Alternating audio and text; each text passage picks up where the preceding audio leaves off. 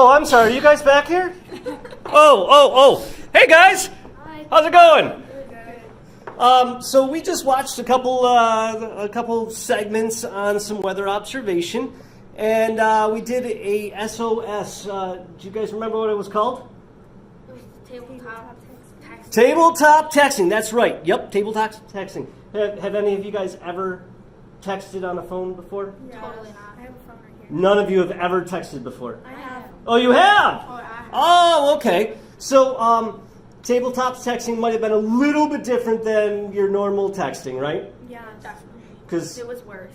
it was worse. Yeah, right. And there was like Oh, it was worse because you actually had to write something instead of type something. That's because I didn't let them use their phones.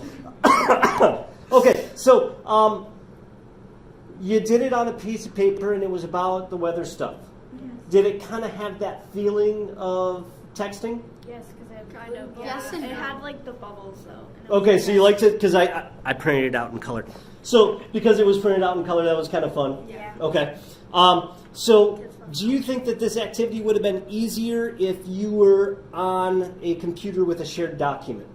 Yes, because like if you didn't know how to spell something, like I could read some of my like friends' writing because it was like because they didn't, and it was like sloppy. Okay, So it so was like sloppy. because it's on a paper, there's no autocorrect. Yes. So do you guys use autocorrect a lot when you're texting? Yes. Yeah. Okay. Yes and no. Well, it usually spells it right for me. Okay, so spelling was kind of an issue on this. Yeah. By the way, And, this like, is grade people 6. Write really nice. So when you were going through, did any of you guys actually use texting language? No. Nick did. Nick did. Okay. He did.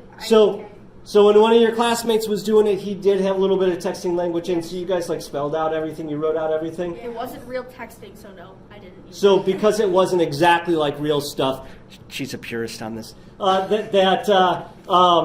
That you did it a little bit differently. Okay. So if you had a choice, would you want to do this strategy on paper or on a shared document? it. Shared document.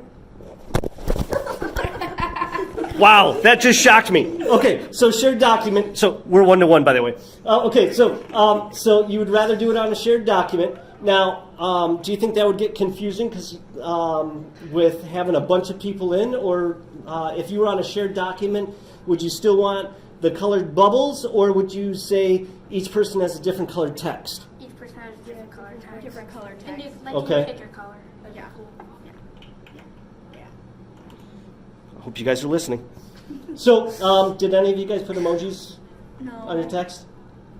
You had like the perfect opportunity. You could have put Why like would I- weather emojis. Why would I draw emojis when I can just text them on my phone?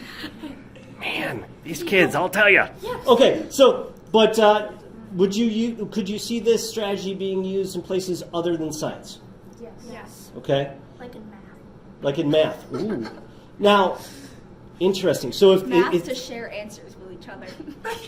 so sharing answers now here, let me ask you a question. We're diving deep right now. Okay, so if I gave like a multi-step problem, You would. and you did it for math, and so the first person writes the problem, the next person does the next step, would you Yes, like that'd that? be Is that Yeah, what you're talking about? Like if like there was like a multi-step problem, one person solved the first step, the next person solved the next step, and then like another person solved the last step, and then they all got the answer together. Awesome. Be teamwork. They just gave you an extension activity right there. That is awesome. So with that, I am going to go back to my texting, and I hope everybody has a great day. Bye, guys. Thanks a lot.